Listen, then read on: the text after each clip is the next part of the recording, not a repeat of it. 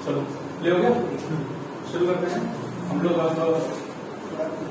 आज हम लोग शुरू करने वाले हैं, यहां शुरू करेंगे जो हम थोड़ा सा कराए थे कोएफिशिएंट ऑफ रेस्टिट्यूशन, और उसमें हम ये कॉन्सेप्ट समझाए थे कि कितनी स्पीड से कोई चीज आ रही है। जैसे मान लो अगर कोई चीज 12 से आ रही है और कोई 10 से जा रही है, तो ये 10 से जा रही है, ये वाली 10 से जा रही है, ये 12 से आ रही है, तो ये आते आते आते आते इसको हिट कर देगा। ठीक है, तो ये इससे कितना तेज था? 2। 10 से आते 12 से आते 2 तेज था, तो उस 2 को बोलेंगे वेलोसिटी ऑफ अप्रोच, क्योंकि वहां पे अप्रोच हो रहा है। लेकिन जब उसको हिट कर देगा ना, तो जब वो जिस टाइम पे हिट करता है, जैसे हिट किया, जब वो हिट करता है तो क्या होता है, आगे वाले की वेलोसिटी तेज हो जाएगी, पीछे वाले की वेलोसिटी स्लो हो जाएगी। लेकिन यहाँ पे थोड़ा सा कॉन्सेप्ट है। रियल लाइफ में क्या होगा कि जो वहां पे साउंड बनेगा, हीट बनेगी, ऐसा होगा, ठक से आवाज आता है रियल लाइफ में। लेकिन जो आइडियल स्टडी करोगे उसमें तुम बोल सकते हो कि ठीक है, ये अपना पूरा का पूरा मोमेंटम और काइनेटिक एनर्जी इसको दे दिया और कहीं कोई लॉस नहीं हुआ। रियल लाइफ में तुम बोलोगे कि लॉस हुआ, तो इनइलास्टिक कोलिजन होगा अगर लॉस होगा, इनइलास्टिक में लॉस होगा, इलास्टिक में लॉस बोलोगे नहीं हुआ। अब ऐसे आया 10 से मारा तो ये तेज हो गया, तो देखो ये 10 से आ रहा, ये 12 से आ रहा था, ये 10 से आ रहा था, तो 2 का वेलोसिटी और अप्रोच था। लेकिन जब ट्रक से मारते इधर जाने लगा, तो जो चीज इधर जा रही है उसकी स्पीड जो है वो तेज रहेगी, और जो ये जा रही है इसकी स्पीड स्लो हो जाएगी। लेकिन अब जो वेलोसिटी ऑफ सेपरेशन है वो 2 का नहीं होगा, वो 2 से कम का होगा। ये कहना चाहते हैं। अब जैसे मान लो एग्जाम्पल के तौर पर, तो एक ऑब्जेक्ट यहाँ पे है, ये ऑब्जेक्ट मान लो ए से जा रहा है, सॉरी ये ऑब्जेक्ट ए है और ये 12 से जा रहा है, और ये ऑब्जेक्ट बी है, सॉरी ये 10 से जा रहा है। 12 और 10 के बीच का जो गैप है, ये गैप 2 है, इस 2 को बोलेंगे वेलोसिटी ऑफ अप्रोच। अब ठीक ऐसे ही जब इसको हिट कर देगा तो ए स्लो हो जाएगा। मान लो ए अगर स्लो, मान लो ए की स्पीड हो गई मान लो 8, ठीक है, तो ये जो बी है वो फास्ट भी होगा, बी जो फास्ट होगा इसका जस्ट मान लो कि तुम अभी एच में 8 लग करिए, हमको लेना चाहिए 11.5। अब बी फास्ट भी होगा, तो बी जो फास्ट होगा उसका मान लो कि बी हो गया तुम्हारा 10.1, ठीक है। अब यहां पर तुम देखो कि सॉरी ए अभी भी फास्ट है, ए को बी से कम करना पड़ेगा। तो चलो मान लेते हैं कि बी के वैल्यू को हम पूरा का पूरा 11.9 मान लेते हैं, 11.9, और ए की वैल्यू को भी हम मान लेते हैं, कम करते हैं इसको, तो ये जगह 11.7 मान लेते हैं। चलो ये सही है, इसमें बी बढ़ भी गया, ए घट भी गया इस एग्जाम्पल में। अब क्या हो रहा है, अब अगर तुम देखो तो बी तेजी से जा रहा है, ए बी को पकड़ नहीं पाएगा, तो वापस कोलिजन पॉसिबल नहीं है, कोलिजन सिर्फ एक बार पॉसिबल है, कोलिजन हो गया। अब यहाँ पर बोलेंगे वेलोसिटी ऑफ सेपरेशन, ठीक हो जाएगा वेलोसिटी ऑफ सेपरेशन। अब इसको निकालना पड़ेगा, तो बी कितना तेज जा रहा है वो जानना पड़ेगा। 0.2 तेज जा रहा है, यहाँ पर 2 से तेज था ए, लेकिन अब वो जा रहा है। अब देखो इसकी घटी है कि नहीं, घटी है, इसकी बढ़ी है कि नहीं, बढ़ी है, लेकिन वेलोसिटी ऑफ सेपरेशन जो है वो कम हो गया। वेलोसिटी ऑफ सेपरेशन अब इसके 2 के बराबर नहीं है, अब ये आ गया 0.2। तो यहाँ पर एक कॉन्सेप्ट आता है कि जो हमारा वेलोसिटी ऑफ सेपरेशन है ये ई टाइम्स होगा वेलोसिटी ऑफ अप्रोच की। इस ई को बोलते हैं कोएफिशिएंट ऑफ रेस्टिट्यूशन, ठीक है, मतलब स्लोली स्लोली स्लोली स्लोली और रेस्ट हो जाएगा, रेस्टिट्यूशन बोलेंगे। अब इसी को हम ट्रिक बताए थे, ऐसे ही बोलते तो ये लेक्चर ऑलरेडी ले चुके हैं, ठीक है। अब इसको बताए थे कि बॉर्डर सारे एक तरफ होंगे, और यहाँ पर बताए थे ट्रिक याद रखने के लिए कि कौन सा छोटा कौन सा बड़ा है। तो प्यार जल्दी हो जाता है, लेकिन प्यार से अलग होना धीरे होता है, इस तरीके से उसको बताया। अब जब आपको समझो कि इसका यूज कहाँ पे करेंगे। इसका यूज करने का सबसे आसान तरीका ये था कि हम लोग किसी ऑब्जेक्ट को जमीन पे गिरा दो, तो जमीन पे गिरने के बाद वो सेम हाइट के ऊपर नहीं जाता, यही इसका कलर एग्जाम्पल है। ये अगर मान लो यहाँ पे 0 वेलोसिटी है, इसकी वेलोसिटी यहाँ पे बराबर 0 है, ये गिरा वहां से, अब मान लो कि 10 मीटर से गिरा है, तो जितना तेज यहाँ गिरा है, तो यहाँ पे एक ऐसी प्रक्रिया हुई है जो प्रक्रिया इसमें ऐड नहीं हो पाती। जब ये धाए से तो आवाज बढ़ाए, पहला होगा आवाज, तो कोई ना कोई एनर्जी ही तो कन्वर्ट हुई है सामने एनर्जी में, तो एनर्जी नुकसान हुई, जहाँ पे वो लड़ा है वो गर्म हो गया वो सरफेस, तो वो एनर्जी तो हीट है। जेट के हिसाब से अगर जैसे कि अगर कोई भी बॉल गिरा रहा है तो वो ऊपर आएगा, और कोई भी मतलब इसको हम ऊपर से नीचे गिरा रहे हैं राइट, तो वो ऑब्जेक्ट के हिसाब से ही होगा, हाँ। करेक्ट। तो अब यहाँ पर बॉल का एग्जाम्पल लिया है, बॉल नीचे गिरा, अब यहाँ पर क्या होगा, जितनी वेलोसिटी इसकी है वो है इसकी पोटेंशियल एनर्जी। जब वो नीचे आएगी तो वो बनेगी कोलिजन के जस्ट पहले, टकराने के जस्ट पहले वो पूरा का पूरा पोटेंशियल एनर्जी कन्वर्ट हो जाएगा काइनेटिक एनर्जी में। लेकिन जब वो टकरा जाएगा तो उसकी काइनेटिक एनर्जी जो वो कमाया था ऊपर से गिर करके अर्निंग किया था, उसका कुछ हिस्सा साउंड में चला गया और कुछ हिस्सा किसमें चला गया, हीट में चला गया। तो काइनेटिक एनर्जी में लॉस हो गया। अब उसके पास उतनी काइनेटिक एनर्जी नहीं है कि वो सेम ऊंचाई पर जा सके। यही इसका लॉजिक है कि ये पूरा का पूरा ऊपर नहीं जाता, अभी यहाँ पे जाता है, अभी किस और हाइट पे गया। तो अब इस पर आईआईटी का सवाल बनता है, आईआईटी चेन में ये नीट में पूछे हैं ये लोग, ये हाइट 10 मीटर है तो ये हाइट क्या होगी, फिर ये हाइट क्या होगी, फिर ये हाइट क्या होगी। तो इसको मतलब ये ऊपर जाता रहेगा। इसको तो 3 तरह के सवाल बनते हैं।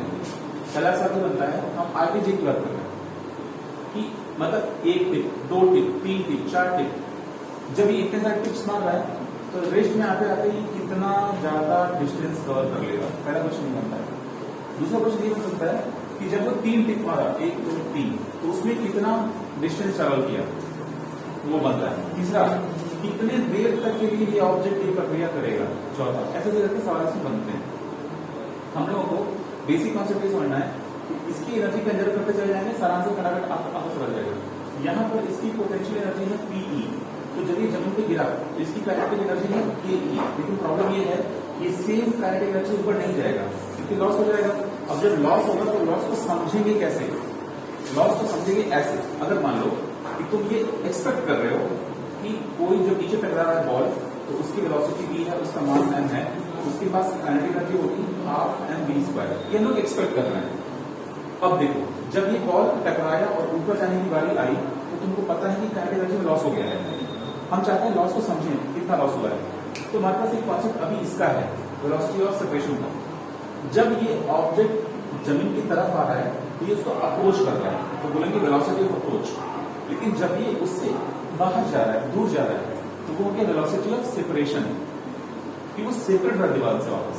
तो जितनी वेलोसिटी सेपरेट होगा, जितनी वेलोसिटी टकराया है उसी वेलोसिटी में e से मल्टीप्लाई कर देंगे तो वेलोसिटी ऑफ सेपरेशन पता चल जाएगा। ठीक, अब देखो यहां से वेलोसिटी में e से मल्टीप्लाई कर देंगे तो v डैश अगर निकालना है तो e टाइम्स v कर दो। ये v क्या है, जिससे ये टकराया था।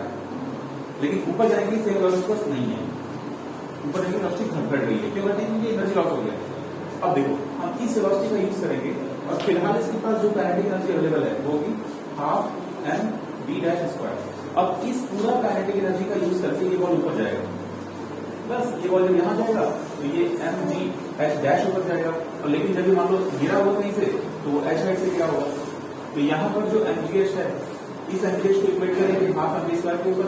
फिर जब ये ऊपर जाने के लिए होगा तो मैं v' लगा दूंगा, v' हिसाब से फिर कितना ऊपर जाएगा, ये mgh' ऊपर जाएगा। अब जब ये mgh' ऊपर गया है तो जब ये वहां से वापस नीचे आएगा, यहाँ से वापस नीचे आएगा, यहाँ तो कोई दीवार आनी ना, दीवार टकरा गया तो यहाँ तो ऊपर से गया, ये फिर वापस से नीचे आएगा।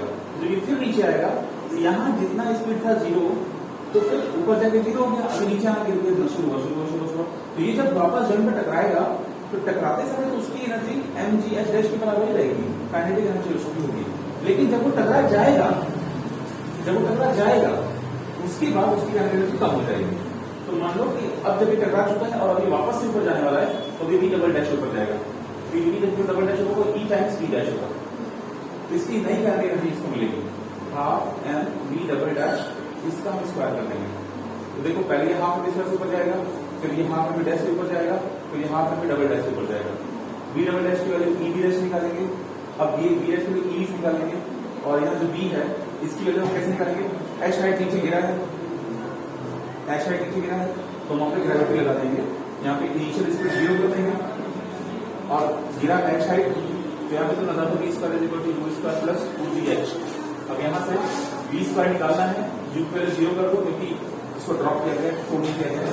g की वैल्यू जो होगा 9.8, h डाल दो, ये v को निकल जाएगी √2gh। ये फॉर्मूला वैसे हमेशा याद रखना चाहिए कि जब भी कोई वेलोसिटी गिरती है, जब भी कोई ऑब्जेक्ट गिरता है h हाइट से, तो उसकी स्पीड होती है v √2gh। राइट, बस हो गया काम करने वाला। अब देखो हम क्या करने वाले हैं, हम लोग को ये पता करना है कि कितने दूर तक जाएगा। तो इसका देखो, ये एच हाइट निकालेंगे, फिर ये एच हाइट निकालेंगे, एच डैश, फिर ये एच डबल डैश निकालेंगे, एच ट्रिपल डैश निकालेंगे, इसको करते करते करते करते करते जीरो कर देंगे। जीरो कर देंगे भाई सीरीज बनेगी। अब सीरीज को सॉल्व करना पड़ेगा, तो उसके लिए सीरीज का कॉन्सेप्ट आना चाहिए, ठीक है। तो वो मतलब कॉम्प्लिकेटेड है फिलहाल, उसको हम करवाएंगे अलग से कि वो कैसे करता है। और आपके एकेडमिक्स में इसको नहीं, क्वेश्चन नहीं पूछा जाएगा। आपके एकेडमिक्स में ये चीज नहीं है, आपके एकेडमिक्स में आपसे सिर्फ ये पूछा जाएगा कि वेलोसिटी ऑफ सेपरेशन कैसे निकालते हैं, अगर अप्रोच पता हो। उसके लिए हम क्या करते हैं कि वेलोसिटी ऑफ सेपरेशन निकालना है तो ई टाइम्स वेलोसिटी ऑफ अप्रोच कर देंगे, बस काम हो जाएगा। वेलोसिटी ऑफ अप्रोच के लिए आपको वैल्यू पता होनी चाहिए कि वो अप्रोच वैल्यू क्या थी। ई की वैल्यू बुक में दी रहेगी, सेपरेशन की वैल्यू निकाल इस तरह से, राइट। ये तो मालूम काम हो गया। हम लोग बोला यहाँ पर मजा नहीं है, इजी टॉपिक था। हम लोग को मजा है एक छोटी सी बात समझना, सेंटर ऑफ मास की। वो जो नाव वाला प्रॉब्लम जो बता रहे थे वो बहुत पॉपुलर प्रॉब्लम है, उसी को करना है बस, वो करेंगे। और जो जितने एग्जाम्पल सब करेंगे वो अपलोड करेंगे, वो कॉन्सेप्ट के बाद हम बता रहे। देखो 2 प्रॉब्लम क्वेश्चन है बहुत सारे, उन 2 में से हम उनको दिया जाता है। एक पॉपुलर प्रॉब्लम है जिसमें तोप के ऊपर गन लगा देते हैं, तोप के ऊपर गन लगा देते हैं और गन को चलाते हैं, ऐसे गन चलती रहती है, रहती है। तो जैसे बुलेट आगे गई तो गन पीछे आया, बुलेट आगे गन पीछे, बुलेट आगे गन पीछे, बुलेट आगे गन पीछे। तो तुमको क्या करना पड़ेगा, गन को रोकने के लिए कंटिन्यूसली एक मतलब जब गन आ रहा है पीछे उसी टाइम तुमको कंधा रोक देना पड़ेगा, तो वो गन पीछे फेंका जाएगा। और अगर कोई छोटा बच्चा गन को पकड़ ले और वो बड़ी गन पकड़ ले, छोटा बच्चा वो फायर करे तो मतलब गन पीछे उसको लेके गिर जाएगा ना, फिर हो सकता है नेक्स्ट जो शॉट है वो कहीं और मार देगा, ठीक है। और इसीलिए जो मशीन गन्स होती हैं उनको हैवी मतलब उस सबसे ध्यान रखकर करना पड़ता है। देखो तब से मान लो मेरे पास कोई छोटा पिस्टल मौजूद ऐसा कुछ ये टर्न मारे तो वो पीछे आएगा, तो लोग कहते हैं ये बहुत झटका देता है, देसी लैंग्वेज में कहते हैं झटका देता है। झटका क्यों दे रहा है, बुलेट निकली आगे, गन आया पीछे, तो बुलेट आगे गन पीछे, तो उसको प्रेशर नहीं कह सकते।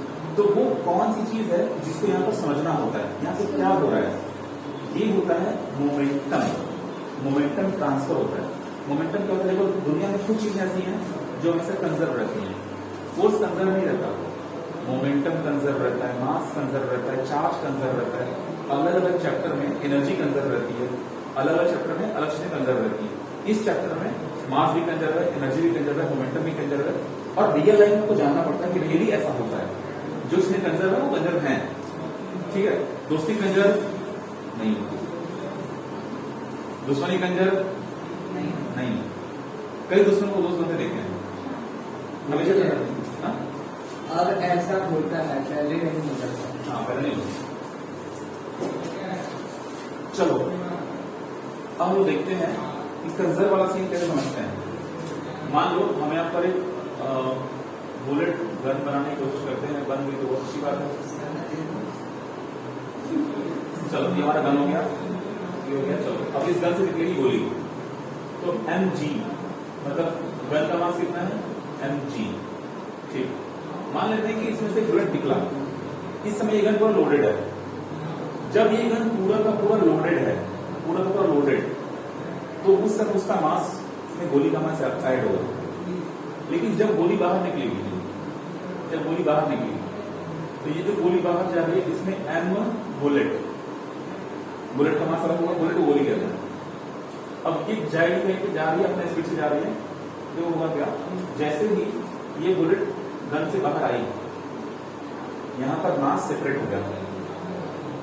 पहले टोटल मास क्या था, m gun plus m bullet, ये टोटल मास था। उस समय गन रेस्ट में था, पूरा का पूरा सिस्टम रेस्ट में था, ऐसे ताने में, तो ये पूरा का पूरा सिस्टम रेस्ट में। तो अगर इसका मोमेंटम निकालेंगे तो इनटू वेलोसिटी कर देंगे 0, मोमेंटम 0 आ गया। अब आपको ये पता है कि जो मोमेंटम होता है वो फिनोमेना के पहले और फिनोमेना के बाद कांस्टेंट होता है। यही इसका सारा गेम है। मतलब कि अब क्या होगा कि अगर इसको वेलोसिटी आप दे रहे हैं इधर की दिशा में, v वेलोसिटी दे रहे हैं इधर की दिशा में, इसको अपने आप पे लेके वेलोसिटी v बुलेट। अब आपको पता है गन किधर जाता है, गन पे जाता है, तो हम इसको कहते हैं v गन। अब एक चीज हम आपको बाद में समझाएंगे, जो फोर्स होता है वो rate of change of momentum, ये तो आप डिफिनेशन जानते ही हैं, इसका यूज हम करना बता रहे हैं यहाँ पे, लेकिन पहले इसको क्लियर करेंगे क्या फिनोमेना के पहले गन चुपचाप रेस्ट में पड़ा था, जब फिनोमेना हो गया तो बुलेट चल रही, गन चल रही है पीछे। इमेजिन करो ये वैक्यूम में हो रहा है, स्पेस में हो रहा है। हाँ, अब ये जब हम बोले एक बार इमेजिन करो कुछ मिनट्स, ये बोले क्लास में सर ये बताइए हम अगर इसको इमेजिन करेंगे तो शूट कैसे करेंगे। तो भाई जब एटम बम फोड़ना होता है ना, वहां जाके नहीं फोड़ा जाता इसको, इलेक्ट्रॉनिक पे सेट कर दो कहीं और से बड़ा तो हो जाएगा। अंतरिक्ष में जो सैटेलाइट्स उड़ रही हैं, जब उनमें फ्यूल चेंज करना होता है, बैटरी चेंज करना होता है, सिस्टम बिगड़ जाता है, जब कोई फिजिकल ऐसा काम करना होता है, तब हम लोग साइंटिस्ट लोगों को रॉकेट में बैठा करके भेजते हैं। लेकिन अगर इसका मैनुअली चेंज करना होता है, सैटेलाइट की दिशा होनी है, सैटेलाइट में कुछ छोटा बड़ा काम करना है, इसका नोजल मोड़ना है, तो वो यहीं से हो जाता है, घर से बैठे बैठे लोग कर देते हैं। वर्क फ्रॉम होम चलता है ना आजकल, तो वर्क फ्रॉम पहले भी चलता है। जो सैटेलाइट पे लोग हैं उनके लिए सब कुछ वर्क फ्रॉम होम होता है, सैटेलाइट वहाँ है, हम लोग यहाँ ऑपरेट कर रहे हैं। तो मतलब ये कि तुम इमेजिन करो कि ये वैक्यूम है और यहाँ तुम ऐसे बटन दबाए और गोली निकल गई। इमेजिन करो ये जो चीज है, जस्ट इमेजिन इस बोर्ड के पीछे वैक्यूम, मतलब अगर तुम इसमें गए ऐसे तो लाइफ टाइम जाते रहोगे और वहां से निकल जाओगे स्पेस में कहीं। ठीक है, हमें मूवी देखी थी नार्निया समथिंग, अभी हमारे मूवी नार्निया, उसमें क्या होता है एक लड़का एक बच्ची होती है, हमको याद नहीं, वो ना शीशे में घुस जाता है। हाँ, वैसा पिक्चर हम देखते हैं, लेकिन और उसके बाद नई दुनिया शुरू हो जाती है। हाँ, तो नई दुनिया शुरू हो जाती है। ओके, तो नाडिया मूवी में ऐसा होता है। तो अब यहाँ पे क्या है, इमेजिन करो कि ये वैक्यूम है, हम ये क्यों इमेजिन कर पा रहे हैं, क्योंकि तो कभी तुम फील कर पाओगे ये गन जो है खिंच जा रही है, अब ये गन खिंच जा रही है। अब इसे फिनोमेना चेक करो, ये मास सेपरेट हो गया, इस मास का अपना अलग मोमेंटम होगा। मोमेंटम वेक्टर क्वांटिटी है, क्यों? क्योंकि मास इनटू वेलोसिटी बनता है, वेलोसिटी वेक्टर क्वांटिटी है, वेक्टर क्वांटिटी बस अपना खुद का डायरेक्शन होता है और मैग्नीट्यूड भी होता है। सेम थिंग यहाँ पे गन की बात करो, गन एक मास है, गन कुछ है, सबका मोमेंटम होगा, लेकिन मोमेंटम अलग होगा। क्यों? क्योंकि देखो ना, मास अलग, गन अलग है और मास अलग है, गन का वेलोसिटी अलग है, तो प्रोडक्ट क्या पता लगा जाए यहाँ पे। तो हम क्या करेंगे, इसका तुम देखो, इसको लिखेंगे प्लस मोमेंटम m2v लिखेंगे, लेकिन इसकी लिखेंगे माइनस, इसकी माइनस में। हाँ, हम ये साइन कन्वेंशन मान रहे हैं कि जिधर बुलेट जा रहा है उधर पॉजिटिव है, लेकिन कोई टीचर सेम फिनोमेना को ऐसे से कर सकता है। ये हो गया तुम्हारा plus x axis minus x axis, तो इधर का मोशन पॉजिटिव मानेगा, तो वो टीचर क्या करेगा, इसको प्लस कर देगा और इसको माइनस कर देगा। अब हम क्या करेंगे तुमसे कि चाहे तुम इस ऊपर वाले पैटर्न को लेके समझो, चाहे नीचे वाले को, कोई फर्क नहीं पड़ता। अब हम लोगों का क्या काम होने वाला है, फिनोमेना था शूट का, शूट के पहले मोमेंटम ये था, तो शूट के बाद भी मोमेंटम ये ही रहेगा, मतलब जो भी लिखो उसके बराबर रहेगा, मतलब जीरो रहेगा, मतलब जीरो रहेगा, मतलब इसको जोड़ो, इसके बराबर कर दो, मतलब एम बी बी बी, ये एम है, M B B B minus M G B G, ये बन गया इक्वेशन। ये हमेशा जीरो ही आएगा, इसका मतलब गन वाले केस में हमेशा ये रहना होता है कि मास ऑफ गन, हाँ हाँ, mass of gun velocity of gun, mass of bullet velocity of bullet, ये इक्वेट करना होता है। ये इक्वेट क्यों किया है, क्योंकि माइनस साइन है उधर करो, ऐसा लिखिएगा, बस ऐसे लगाना होता है। ठीक है, अब सिमिलर केस हम लोग करेंगे, ये अब इसके कोई सवाल लग जाएगा, मोमेंटम सेम होगा, इधर तो नजर होगा। यहाँ पर यही कहना चाह रहे हैं कि बुलेट जितनी तेज आगे गया है उतनी तेज गन पीछे नहीं आया है। तो क्या चीज सेम है, मोमेंटम सेम है, वेलोसिटी सेम नहीं है, मास सेम नहीं है, एक अलग ही प्रॉपर्टी सेम है। वो है मतलब mass मोमेंटम। और उसको combine करके कितना? हाँ, गुणा करोगे तब प्रॉपर्टी सेम है। मास सेम नहीं है, वेलोसिटी सेम नहीं है, मोमेंटम सेम है दोनों का, राइट? ठीक ना? ऐसे अब जैसे मान लो कि कोई दो व्यक्ति हैं, वो दोनों व्यक्ति, एक आदमी जॉब भी करता है, टीचिंग भी करता है, दूसरा आदमी टीचिंग भी करता है, जॉब भी करता है। एक की सैलरी जॉब में ज्यादा है, टीचिंग में कम है, तो कंबाइन कर दो कुछ आया। एक की सैलरी टीचिंग में ज्यादा है, जॉब में कम है, कंबाइन कर दो दोनों आया, तो दोनों सेम आया। सैलरी सेम नहीं है, टोटल अमाउंट सेम है। वैसे ही यहाँ पर हो रहा है, तो समझ में आ गई ये चीज। अब सेम कॉन्सेप्ट को क्वेश्चन देंगे, मास का कितना है, उसका उतना है, ऐसे दे करके बच्चे डायरेक्ट डेटा लगा देते हैं। लेकिन अगर टाइम्स का क्वेश्चन बन जाए कि बुलेट का क्वेश्चन इतने टाइम्स है मास पे, सॉरी बुलेट का मास, मान लो कि हमें क्वेश्चन देते हैं, उस क्वेश्चन को तुम लोग लिखो। यही फॉर्मूला हाँ लिखो,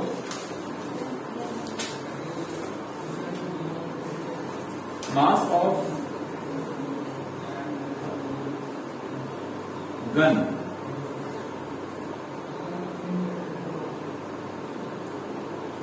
without bullet, mass of gun without bullet is 100 times the mass of bullet if velocity of bullet is 120 meter per second,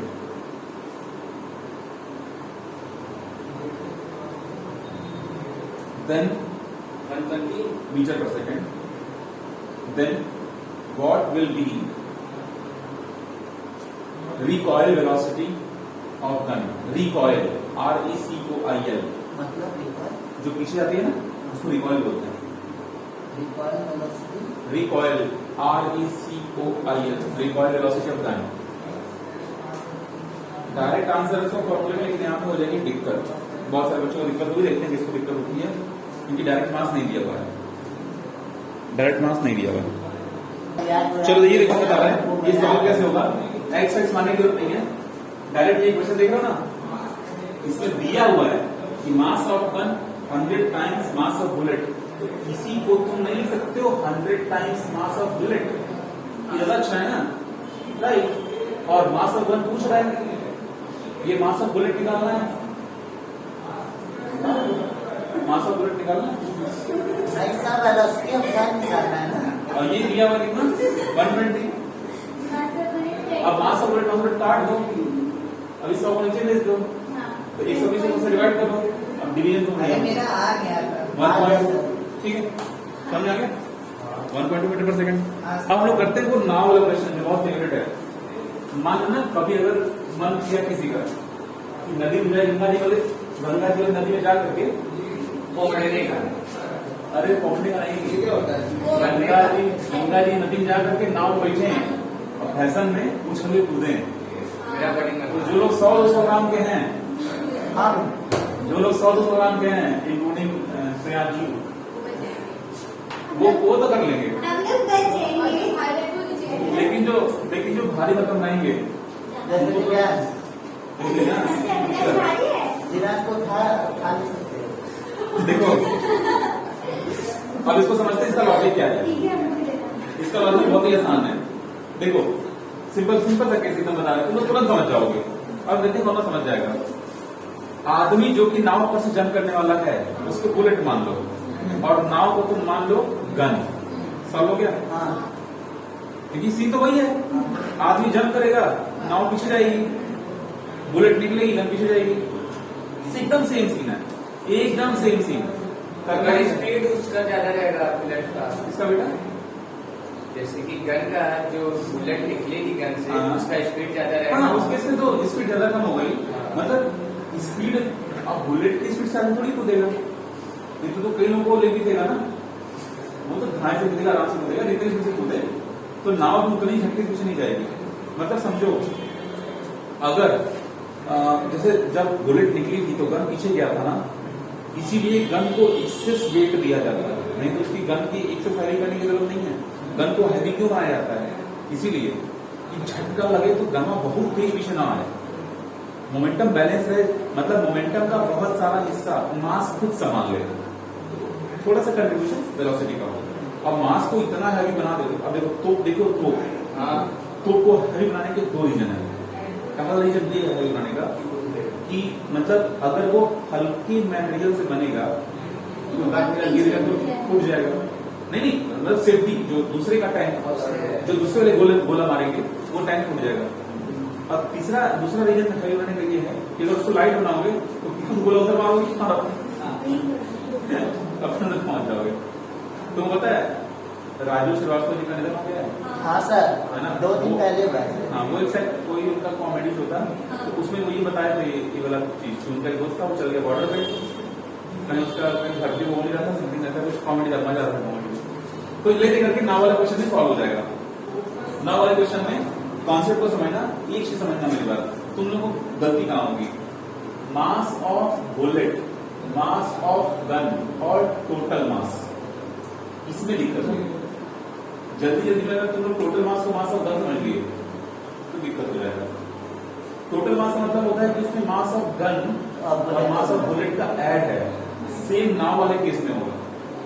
जब आदमी उसी को चढ़ा हुआ है तो नाव का वेट आदमी का भी टोटल वेट हो जाएगा। जब आदमी चल गया तो उतना वेट घटा करके तुमको नाव का वेट निकालना पड़ेगा, राइट ना? वो हिलने लगेगा और एक तरफ ज्यादा भागने लगेगा। हाँ, नाव का वेट नहीं देगा क्वेश्चन में। नहीं मतलब वो तो देने वाले के ऊपर क्या है, देने वाला जब दे ऊपर बाढ़ गई, क्या देगा कौन जानता है। कॉन्सेप्ट में क्लियर रखना है कि देखो 3 मास है, तीनों में दिक्कत ना हो, ठीक है। टोटल मास यूज कब करते हैं? जब फिनोमेना नहीं हुआ था, जब वेलोसिटी नहीं मिली, कोई ऑपरेशन नहीं हुआ, ठीक।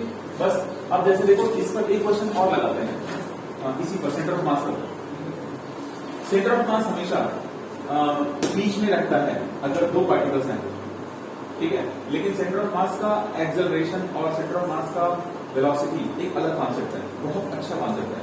जैसे देखो अगर मान लो कि ये कोई बॉम्ब है, ठीक, ये कोई बॉम्ब है, अब हम मानते हैं कि ये बॉम्ब ब्लास्ट हो गया और ये ब्लास्ट हो गया, तो अब देखो सवाल को टफ करना है तो बॉम्ब के 3 टुकड़े कर देंगे, सवाल को इजी रखना है तो 2 टुकड़ों का सवाल बनाएंगे, और टफ करना है 4 टुकड़े कर दो, ठीक है। तो जो रियल लाइफ में बॉम्ब एक्सप्लोड करता है ना, उसका कैलकुलेशन सुपर कंप्यूटर होता है, पार्टिकल सबके सेंटर मास, मतलब ऐसा है ना। तुम लोग पता होगा कि कई तरह के बॉम्ब होते हैं, उसमें एक तरह का बॉम्ब होता है कि जिसको जलाओ उसमें से जनरली गैस निकलती है, आसपास के लोग गैस से मरे, उसमें छोटी छोटी कील निकलती है, कांटे निकलते हैं, फटे तो जिसके पास गैस नहीं पहुंचा तो कील पहुंच जाए, जो मास्क लगाया है उसकी यहाँ कील घुस जाए, कुछ भी हो जाए, मतलब हर तरह जुगाड़ करना पड़ता है, ठीक है। और उसका बॉम्ब का आवाज भी इतना खतरनाक होता है कि चलो कुछ नुकसान ना हो तो आसपास से कान खराब हो जाए। मतलब अब देखो अगर तुम लोग को डिफेंस में काम करना होगा, डीआरडीओ में काम करना होगा, और डीआरडीओ में तुम ऐसे लैब में काम कर रहे हो, एक कॉलेज है DIAT, जो बीटेक कर रहे थे एमटेक करने के उस कॉलेज में जाते हैं DIAT, उस कॉलेज में यही सब होता है। मतलब आपके कान भर दिए जाएंगे इस बातों से, बनाओ सारा ऐसा कि हमारे पाकिस्तान का अफगानिस्तान का हो जाएगा। मतलब इतना ज्यादा तहलका मचाने का बम बनाओ। तुमको पता है ऑटोमैन जब एटम बनाए थे, ऑटोमैन बनाए थे ना एटम बम, तो वो अपने यूनिटी फील कर रहे थे, यूनिटी फील कर रहे थे, ऐसा लगा था नहीं मारना कि मार सब एटम बम के बाद हाइड्रोजन छोड़ो, अभी पुराना बम हो गया, हम लोग केमिस्ट्री पढ़वा ले जाके मजा, फिर मतलब जो भी करना है करो, ज्वाइन करो कोई लैब, डीआरडीओ का लैब ज्वाइन करो, ऐसा बम बनाओगे थर्ड जाएगा अमेरिका चाइना सब एक साथ। हमारे पास पावर तो ये है ना, स्टूडेंट नहीं है दूसरे से, उसको वो नहीं माना नहीं कि कल मंगा देगा, हम बनाओ देश भी काम आए, ऐसा नहीं कि मोल लड़ाना है, देश का देश करवा। तुम लोग पता है भाभा जी के बारे में, भाभा जी लिखा हुआ वैज्ञानिक थे, वो एक ऐसा मिसाइल सिस्टम बनाने वाले थे कि वो पूरे कंट्री इंडिया को, जो इंडिया का मैप है ना, ये पूरा मैप जो ऐसा इंडिया का है, sorry for very very sorry, ये जो मैप अंदाजा देगा तो इस मैप में उसको पूरा कवर करना चाहते थे वो ऐसा सिस्टम बनाने का कि वो अब मिसाइल कहीं से गिरे, मिसाइल कहीं से गिरे, लेकिन ये देश कवर है। शायद उनका एयरक्राफ्ट में एक्सीडेंट हो गया था, हमको याद नहीं ठीक से, उनको एक्सीडेंट हो गया था, चलो अब हम लोग इसको देखते हैं। ये तो आप लोग का सेंटर ऑफ मास वाले क्वेश्चन लग जाएंगे। अब दिक्कत नहीं आएगी सेंटर ऑफ मास वाले क्वेश्चन में, आएगा तो हम हैं और हमें तो क्या लाना है। अब शुरू करते हैं मेरा फेवरेट चैप्टर जो टफेस्ट माना जाता है फिजिक्स में, रोटेशनल फिजिक्स, रोटेशनल मैकेनिक्स। जितना चीज आप लोग लीनियर में पढ़ते हैं वो कॉन्सेप्ट यहाँ पे काम आएगा। बस यहाँ पर वेलोसिटी जो होती है वो लीनियर नहीं होती, वो एंगुलर होती है। इस चैप्टर को शुरू करने से पहले एक ऐसा कॉन्सेप्ट हम समझाने जा रहे हैं जो चैप्टर के कुछ पन्नों के बाद आता है ताकि चैप्टर इजी हो जाए। रोटेशनल फिजिक्स बच्चों को टफ क्यों लगती है? क्योंकि रोटेशनल फिजिक्स में कुछ चीजें रेडीमेड याद रखनी पड़ती हैं। वो जिसको याद नहीं होता उसको चैप्टर टफ लगता है, जिसको हम लोग कहते हैं मोमेंट ऑफ इनर्शिया। ठीक है, मोमेंट ऑफ इनर्शिया क्या होता है उसको समझते हैं। जैसे कि अगर आप लोगों को कोई हैवी ऑब्जेक्ट देते हैं और आप लोग इसको पुश करो या इसको उठा लो, इसको पीठ पे ले लो, तो वो दिक्कत क्यों करेगा? मास है, इसको मास जो है ना वो दिक्कत करेगा। तो मास मतलब हैवी है तो दिक्कत होगी, मास लाई जब अपना काम कर लेंगे हम लोग। ठीक उसी प्रकार से रोटेशनल फिजिक्स में मास के जैसा एक व्हाट टू से फिजिकल प्रॉपर्टी है जिसको हम बोलते हैं मोमेंट ऑफ इनर्शिया। जिस चीज का मोमेंट ऑफ इनर्शिया जितना ज्यादा होता है उस चीज को रोटेट कराना उतना मुश्किल होता है, और अगर वो एक बार रोटेट हो गया तो उसको रोकना मुश्किल होता है। और ठीक इसका उल्टा, जिस चीज के पास मोमेंट ऑफ इनर्शिया बहुत कम होता है उसको रोटेट करना भी इजी होता है और उसको रोकना भी आसान होता है। आप लोग कभी टीवी में देखे होंगे या टूर पे कभी गए होंगे, वहां पे क्या होता है कि जैसे हम टीवी में देखे, छोटे में देखते थे, वो शायद जैसे श्योर हम नहीं है, जैसे बुद्ध भगवान जी के जो लोग होते हैं, जो लोग मानते हैं बुद्ध भगवान जी को, तो नहीं थे लंबे लंबे पिलर्स होते हैं, वो पिलर्स रोटेट कर रहे होते हैं, उसको टच करते हुए जाते हैं ऐसे। कभी देखा सब कुछ टीवी में लंबे लंबे पिलर्स होते हैं, वो ऐसे घूम रहे होते हैं, हम उसको टच करते हुए जाते हैं। ठीक है, ये लो बेटा। तो उसी चीज का तुम समझो कि वो इतना हैवी है उसको बनाया जाता है। वो सोचो एकदम बात करते हैं इंजन की। देखो अगर आप में से कोई फीचर जाकर के मैकेनिकल इंजीनियरिंग करेगा तो आप लोगों को पढ़ना पड़ेगा एक इंजन जिसको हम लोग कहते हैं आईसी इंजन। आईसी इंजन क्या होता है? उसका फुल फॉर्म होता है इंटरनल कंबशन इंजन। अब इंटरनल कंबशन इंजन में हम लोग एक एक्स्ट्रा चीज लगाते हैं, एक्स्ट्रा चीज खाने का चीज नहीं, एक्स्ट्रा चीजें दो बार चीज एक्स्ट्रा आइटम ऐड करते हैं। एक्स्ट्रा आइटम इसलिए ऐड करते हैं, उसको हम बोलते हैं फ्लाई व्हील। उसका वेट बहुत हैवी होता है, बहुत हैवी होता है। एक्चुअली क्या इंटेंशन क्या होता है कि एक बार इंजन को ऑन कर दो तो इंजन ऐसे, मतलब जैसे क्या होता है कि गैस अंदर आएगी, ऑक्सीजन अंदर आएगा, सॉरी फ्यूल अंदर आएगा, ऑक्सीजन अंदर आएगा, बर्न होगा, फिर जो बर्न हो गया उसकी वजह से पिस्टन ऊपर जाएगा, तो मोशन पैदा होगा, उस मोशन को यूज करके गाड़ी चलाएंगे। इंजन क्या होता है? इंजन कैसे काम करता है? जो इंजन तुम बाइक में देखते हो वो काम कैसे करता है? एक हम ऐसे बॉक्स बनाएंगे, ये बॉक्स तुम ऐसे यहाँ पे इसको मैं 3D बॉक्स बनाएंगे, 3D बॉक्स यहाँ पे 2D लग रहा है, 3D बनाएंगे। अब इससे करो यहाँ पर एक वॉल बना दो, छेद खोल दो, यहाँ पे छेद खोल दो। अब इस वॉल से फ्यूल अंदर आएगा, ठीक। अब इसे भी मॉडिफाई किया गया, कुछ लोग फ्यूल और ऑक्सीजन को साथ में अंदर बेचते हैं, कुछ लोग फ्यूल को यहाँ से बेचते हैं, ऑक्सीजन कहीं और से बेचते हैं, मॉडिफाई करते के बाद। बेसिक कॉन्सेप्ट ये फ्यूल ऑक्सीजन अंदर आएगा, फ्यूल अंदर आएगा तो यहाँ पे एक पिस्टन रहेगा, उस पिस्टन को दबा के नीचे भेजेंगे तो पिस्टन यहाँ आ जाएगा, ठीक है। अब जितना नीचे आया वहां पर देखो कितना गैप बचा है।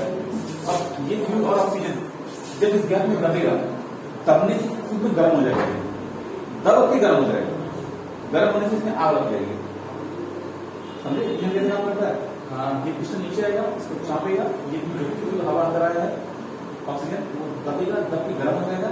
जब गर्म हो तो ब्लास्ट होगा, जब ब्लास्ट होगा पट पट पट पट ब्लास्ट होता है अंदर में। ये कैसे ब्लास्ट होगा? तो जैसे ब्लास्ट होगा ये ऊपर जाएगा, सॉरी ये पिस्टन ये ऊपर जाएगा, ये पिस्टन ऊपर जाएगा तो इसको हम ऐड कर देंगे बाकी सिस्टम से। जब यहाँ से यहाँ मोशन मिल गया तो ये टायर को घुमा देगा। तो यहाँ का जो अलग सिस्टम होता है उसको मैकेनिज्म, उसको बोलते हैं क्रैंक शाफ्ट मैकेनिज्म, उसको नहीं पढ़ना है। अब यहाँ पे प्रॉब्लम आती है सर, प्रॉब्लम आती है। हाँ बेटा, जैसे बुलेट में कभी कभी आग लग जाता है, हाँ टंकी में उसकी, हाँ, वो कैसे होता है?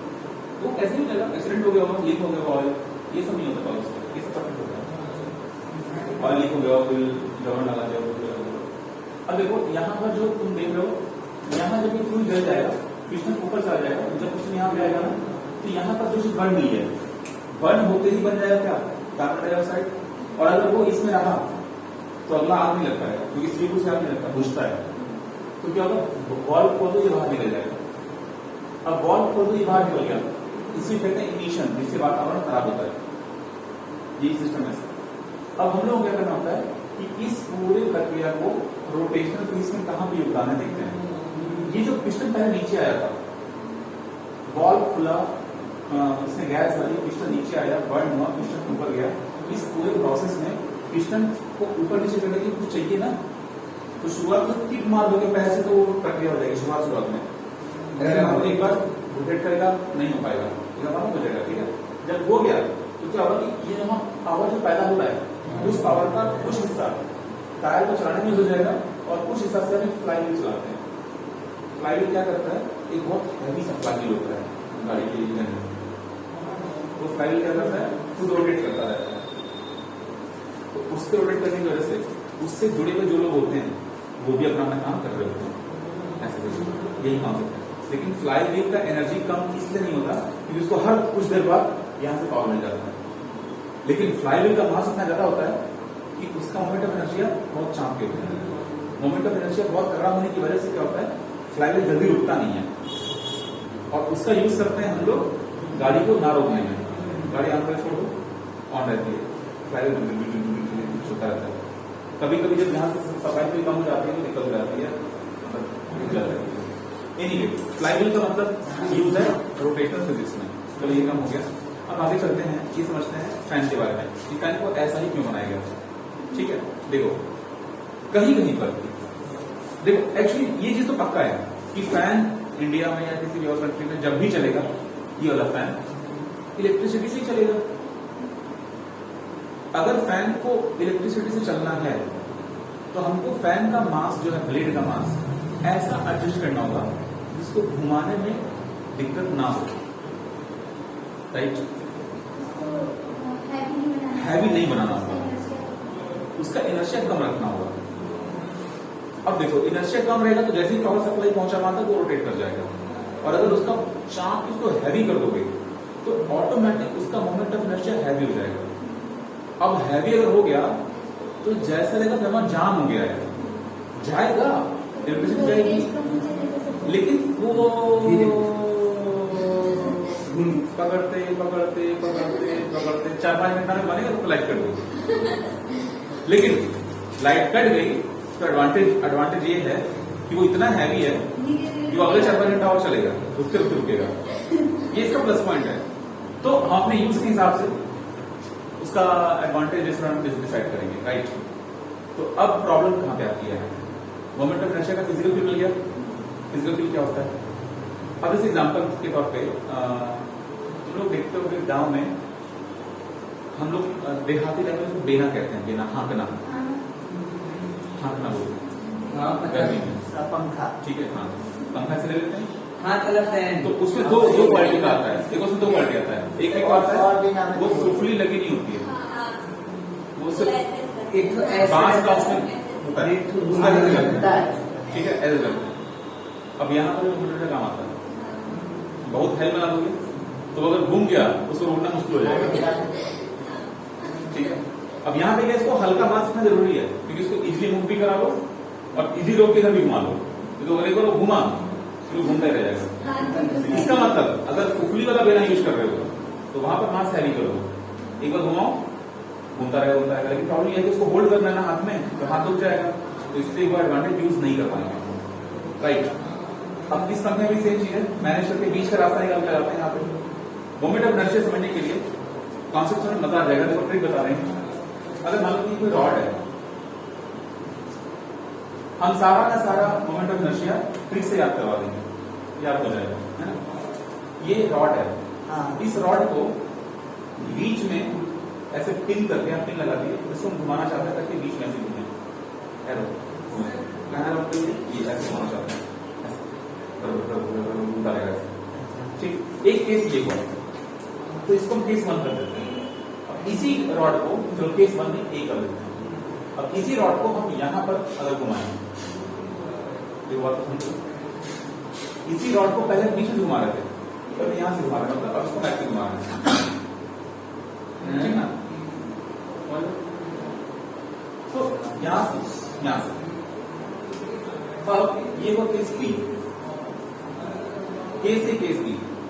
हम अगर ये समझ ना पाए कि कौन से केस में ये जल्दी रुक जाएगा या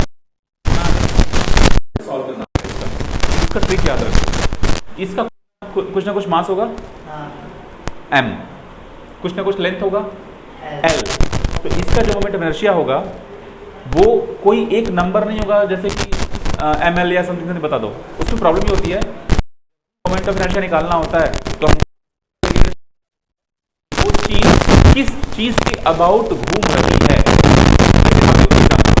हम यहाँ पे खड़े हैं, अगर हम ऐसे घूमेंगे, मात्र ऐसे यहीं पे ऐसे घूम रहे हैं या ऐसे घूम रहे हैं, तो मेरे सर से एक एक्सिस गुजर रहा है नीचे की तरफ, हम उस एक्सिस के अबाउट घूम रहे हैं। लेकिन अगर मान लो यहाँ पे एक बांस लगा हुआ है कुछ, हम ऐसे घूम रहे हैं, ऐसे घूम रहे हैं अगर हम, ठीक देखो, तो हम किसके इसके अबाउट घूम रहे हैं। तो मेरा जो यहाँ एक्सिस था अब वो यहाँ शिफ्ट हो गया। तो ये जो एक्सिस है ना, ये एक्सिस मेरे सेंटर ऑफ मास से होके जा रहा था, ये वाला एक्सिस। तो सेंटर ऑफ मास समझ आ गया, एक्सिस समझ आ गया। लेकिन जब हम इसके अबाउट घूम रहे हैं तो अब जो ये एक्सिस है, ये एक्सिस सेंटर ऑफ मास से नहीं गुजर रहा, राइट, सेंटर ऑफ मास से नहीं गुजर रहा। अब मान लो हम गरीबों के रजनीकांत हैं, चेन्नई से आए हैं कई भाई, ये गरीबों के रजनीकांत। अब हम गरीबों के रजनीकांत हैं, अब हम पकड़े, चलो वो एकदम हल्की है, उसी को पकड़ लेते हैं, उसको पकड़े और उसको हम मतलब ऐसे ऐसे हवा में उसको लिए, ठीक है, उसको यहाँ पेट पर पकड़े ऐसे घुमा दिए और घुमा के, अब तुम साउथ की मूवी देखे ही हो, कुछ मूवीज बॉलीवुड में ऐसी बनी है, घुमा के छोड़ दिए, पढ़ा रहे हैं, ये घूम रही है, हम पढ़ा रहे हैं, पढ़ा रहे घूम रही है ये। और हम एग्जांपल दे रहे हैं कि देखो ये जो जिस इसका पैर घूम रहा है, इधर सर घूम रहा है, एक्सिस बीच में जा रहा है, ये एक्सिस, अब तीनों एक्सिस को समझो। इस समय वो एक्सिस इसके कहाँ से जा रहा है, पेट से होके जा रहा है, राइट। एक्सिस जब बदलेगा तो आपके आंसर्स बदल जाएंगे मोमेंट ऑफ इनर्शिया के। इसीलिए ये चैप्टर बच्चों को टफ लगता है, क्योंकि वो इस वक्त पकड़ नहीं पाते, लेकिन अब तुम पकड़ लोगे। एक्सिस दो तरह का होता है, एक एक्सिस जो सेंटर ऑफ मास से जाएगा, एक एक्सिस जो सेंटर ऑफ मास से नहीं जाएगा।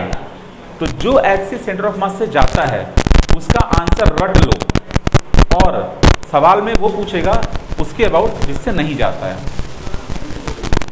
तो जो एक्सिस सेंटर ऑफ मास से होकर नहीं जाता है, उस एक्सिस के अबाउट मोमेंट ऑफ इनर्शिया निकालना पड़ता है, और उसके लिए दो थ्योरम यूज होते हैं। कितने?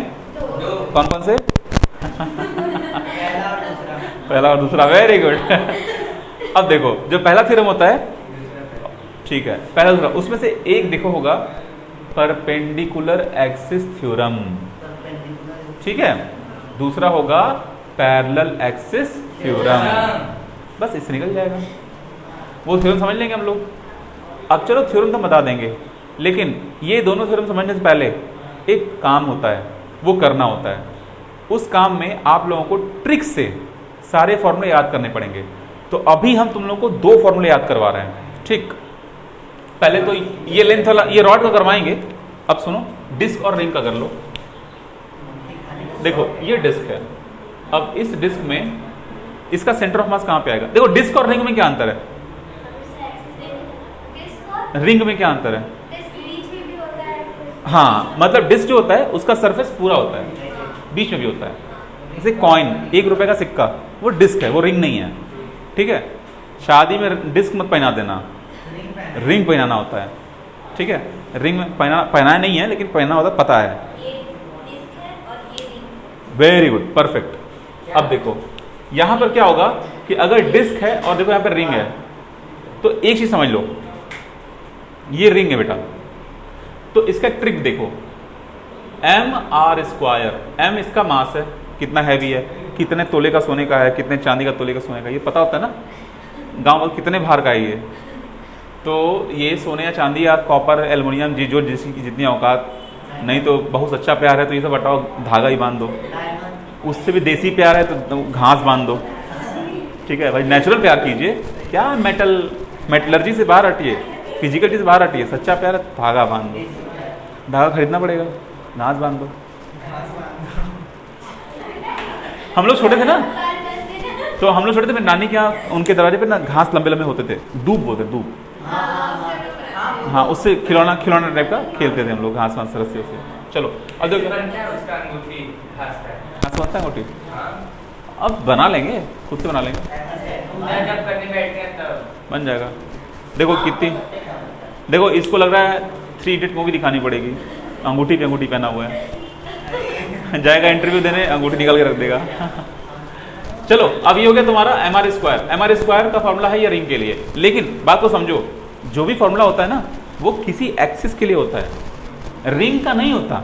ऐसा नहीं कि जो हम एमआर स्क्वायर बोल रहे हैं ये रिंग का है, नहीं, वो एक्सिस कौन सी है जिसके अबाउट ये नाच रहा है उस टाइम पे, राइट। तो जो रिंग होता है इसका सेंटर ऑफ मास बीच में होता है, डिस्क का भी बीच में होता है।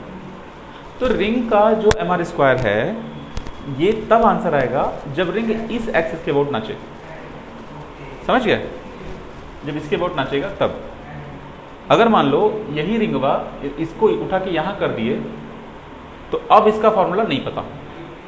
इसका ये मतलब हम क्या कन्वे करना चाह रहे हैं कि आप लोगों को जो भी फॉर्मूला रटवाएंगे वो एक ऐसी एक्सिस के अबाउट होगा जो सेंटर ऑफ मास से गुजर रहा है, ठीक है। एमआर स्क्वायर इसका बदल गया, इसका ट्रिक देखो, एम सब में आएगा, जितना कुछ भी करवाएंगे ना इस चैप्टर में एम तो सब में आएगा ही आएगा, वहां से भैया।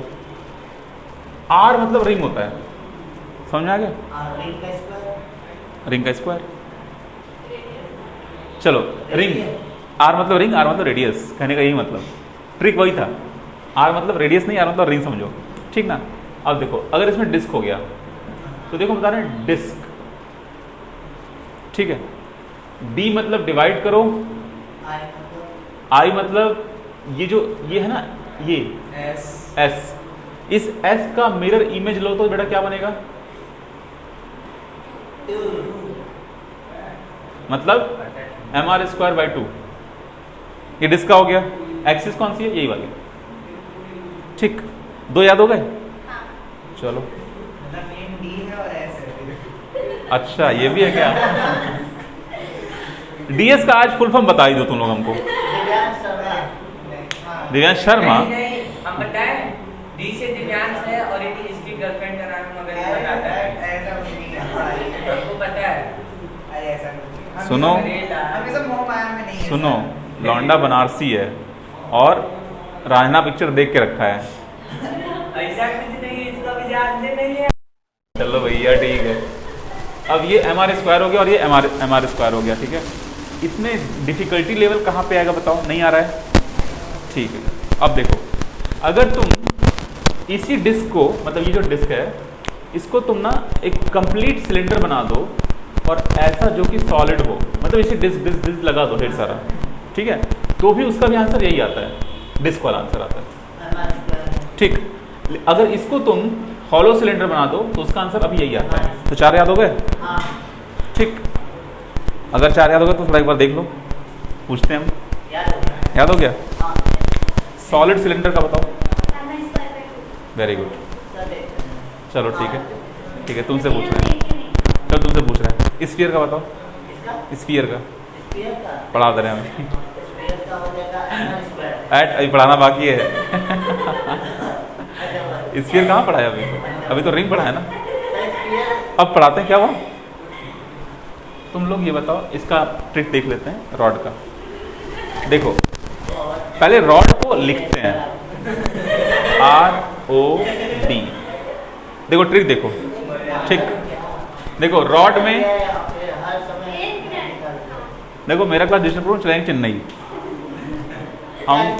हमारा क्लास अगर डिस्टर्ब हुआ हम चले जाएंगे चेन्नई। ये डी है, ROD, ठीक।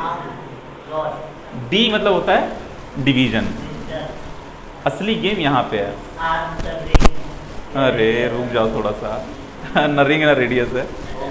इस आर को तुम यहाँ से कट कर दो तो ये क्या बन रहा है,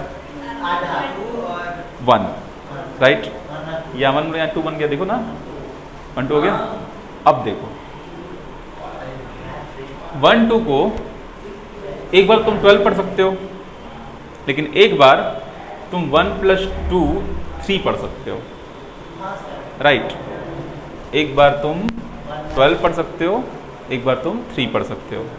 तो एक आंसर इस केस में पॉसिबल है और एक आंसर इस केस में पॉसिबल है। हो गया। अब इसका पूरा फॉर्मूला देखो। एक फॉर्मूला बनता है जैसे कि देखो mr square ml square mr square ये चीज सब में रहेगा। mr स्क्वायर दुनिया में जितना भी ऑब्जेक्ट मूव कर रहा है सब में होगा, सब में, लेकिन बस इस नंबर का बदलाव हो जाता है, नीचे नंबर कोएफिशिएंट नंबर वो बदल जाता है। तो यहाँ पर तुम ये देखोगे कि हमारा फॉर्मूला बनेगा ml स्क्वायर और इसको हम डिवाइड करने जा रहे हैं। इसको एक बार 12 से डिवाइड करेंगे तो एक फॉर्मूला बन जाएगा, और इस ml स्क्वायर को अगर हम 3 से डिवाइड करेंगे तो एक और फॉर्मूला बन जाएगा। ये ट्रिक एकदम जबरदस्त है, तुम लोग गेस कर सकते हो ये इसको 1 और 2 को जोड़ के 3 क्यों किया गया है और यहाँ पर 1 2 को अलग क्यों रखा गया है? कर सकते हो, जरा ट्रिक करो इसको, जरा तुम लोग ट्रिक को महसूस करो। तो देखो अब इस ट्रिक को हम लोग कवर करते हैं। बच्चों को इसमें डाउट अगर भूल जाए तो देखो ऐसे याद रखो कि अगर एक्सिस बीच में आ गया तो जो हम काटे थे ना आर को, एक इधर एक इधर, तो एक इधर एक इधर साफ साफ ये दिखा सेपरेट हो गया, 2 हो गया, मतलब 1 और 2 12 हो गया। सेपरेट है ना इस टाइम पे, 1 और 2 जोड़ नहीं सकते क्योंकि एक्सिस बीच में पड़ रहा है। ट्रिक बता रहे हैं, ट्रिक कॉन्सेप्ट नहीं बता रहे हैं, ट्रिक है ये। एक इधर 2 इधर, ये जोड़ नहीं पा रहे, जोड़ नहीं पाएंगे एक और 2, क्योंकि एक और 2 इसलिए जोड़ पाएंगे बीच में एक्सिस पड़ा हुआ है।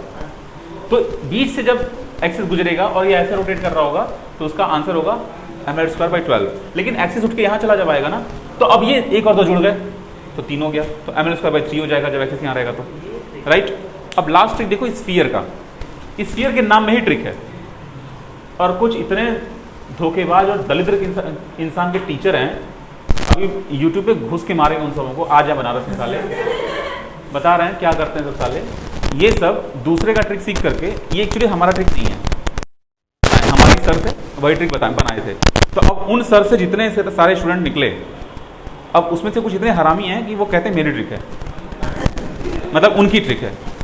ये कहने में कह रहा था कि हाँ मेरे गुरुदेव की ट्रिक है। अरे भैया क्या दिक्कत है इसमें? आपके टीचर तो सब कुछ सिखाते हैं, क्यों बताएं क्यों? व्यूज पाने के लिए, new trick, this trick, that trick. गरियाए थे हम उसको कमेंट में अच्छे से, ब्लॉग शो करके बैठा है हमको व्हाट्सएप पे, अगर मिलो तुम जिस दिन कोटा पहुँचो तो लतखोर भी तोड़ भी देंगे उसको हम। चलो यहाँ पर देखो, यहाँ पर हमारे पास एक स्फीयर आ जाए, ठीक है। तो ये देखो स्फीयर की स्पेलिंग सही है, ठीक है, सही है। इसका ट्रिक देखो, इसका मिरर इमेज लो, 2 होगा तो 2 mr स्क्वायर तो होना ही होना है, टेंशन नहीं है इसका, 2 mr स्क्वायर तो होगा ही होगा।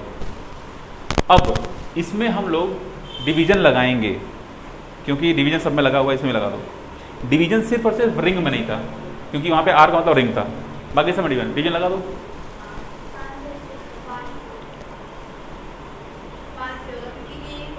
हाँ इसका ट्रिक देखो, 1 2 3 4 और 5, ठीक है। इसका एक और ट्रिक है, जब आप लोग स्फी पढ़ते हैं, स्फीयर 5 फियर 5 5 5 आता है, तो ये है ना 5, खत्म, बात खत्म हो गई, 2/5 आ गया। हाँ ठीक है, तो डायरेक्ट लिख दो ऐसे, ठीक है ना, हो गया तुम्हारा ट्रिक। हाँ अब देखो मोमेंट ऑफ इनर्शिया तो याद हो गया, मोमेंट याद हो गया, लेकिन तुम लोगों को क्या याद नहीं हुआ है? तुम लोग को सिर्फ इतना याद हुआ है कि ये सारे के सारे ट्रिक तब काम आएंगे जब आपका एक्सिस गुजर रहा हो सेंटर ऑफ मास से। लेकिन अगर ये एक्सिस साइड से गुजरेगा, मान लो इन केस ऑफ सिलेंडर, यहाँ बीच से जो एक्सिस गुजर रहा है उस एक्सिस को तो हमको पता है कि उसका होगा कोई ना कोई आंसर होगा mr स्क्वायर, ये इसका खाली वाले का, हॉलो का mr स्क्वायर होगा, हॉलो का। अब अगर हम इस एक्सिस को यहाँ से हटा के यहाँ पे लगा दें, तो यहाँ के लिए आपको सीखना पड़ेगा, ये लाइन पैरेलल है ना, तो पैरेलल एक्सिस थ्योरम होगा। अब जो एक्सिस यहाँ से गुजरेगा, अगर मान लो ये ऐसे रोटेट करने लगे, वो सेंटर ऑफ मास से गुजर रहा है, तो वो सॉल्व होगा परपेंडिकुलर एक्सिस थ्योरम से, बस। और कोई टेढ़ा मेढ़ा एक्सिस अगर हो गया, वो आपके कोर्स में नहीं है, वो 11th में नहीं है, वो सब बाद में करेंगे, ठीक।